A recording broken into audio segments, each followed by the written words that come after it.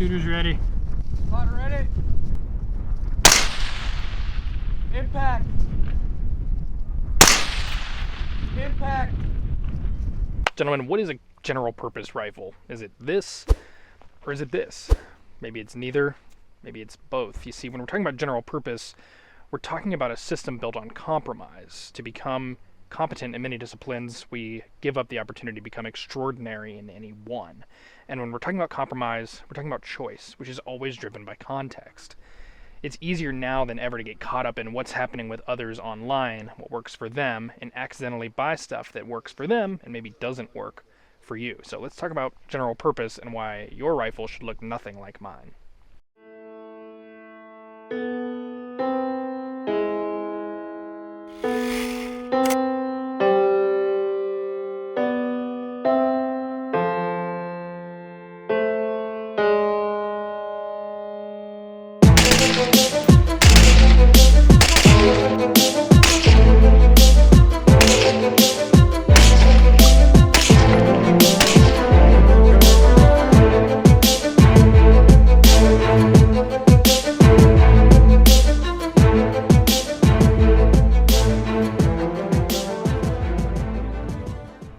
Alright, and this is what I've come up with. So keep in mind that this is all subject to change as my needs change, so will my tools.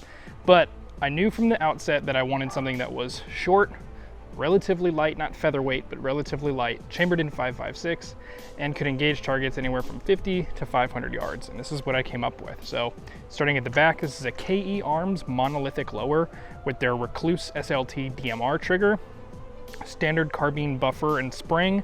I've got a Radian Raptor charging handle here, a Magpul backup iron sight, a Leopold VX Freedom 1.5 to 4X, and then that's all mounted on top of an Innovative Arms War upper, which is kind of cool. It's two position. It technically is suppressed in this position and unsuppressed in this position.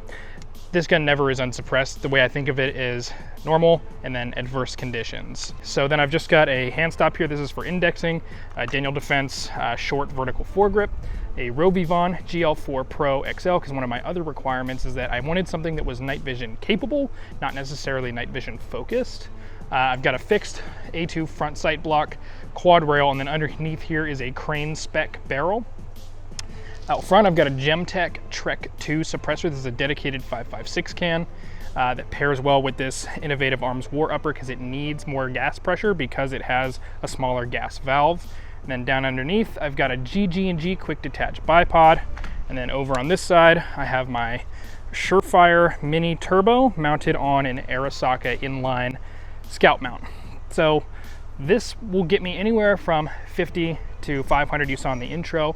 I can even make pretty consistent hits with adverse conditions out to like 600 plus yards. And the ammo that I choose to run in this is actually the Hornady Super Performance or Superformance 75 grain Bowtail hollow point match ammo. And this thing has just been awesome. Now, the one thing I could see myself changing at some point in the future is possibly the optic. I do really like it a lot. Leopold just happens to make the Mark IV HD optic now, which is a 1 to 4.5 as opposed to 1.5 to 4. It's a little more expensive, but still very lightweight. One of the reasons I love this VX Freedom is it's super lightweight. It weighs 9.6 ounces. Oh, and it's in a worn mount. I forgot to mention that. So this is the way that I have this thing set up. It's kind of like my general purpose / mini DMR. And again, anything 50 to 500, this thing will hit, no problem. The reason that your general purpose rifle shouldn't look like this is because this is all based around my needs. I live in a major metropolitan area with approximately 1 million residents. So a lot of shots that I would ever potentially need to make are inside of 300. That being said, I also live in the Southwest United States. So I could be in 5 miles in any direction, and I could be on 5, 6, 7, 800 meters of open range and have to potentially engage there. So the reason your rifle shouldn't look like mine is because you have your own context, you have your own needs, and it's important that you evaluate those to make the decisions on how to outfit your general purpose rifle. Gentlemen, thank you for tuning into this micro review. If you like that one, I bet you like this one. And if you like them both, maybe hit that subscribe button and the bell notification so that you can get notified the next time I put one out. Till next time.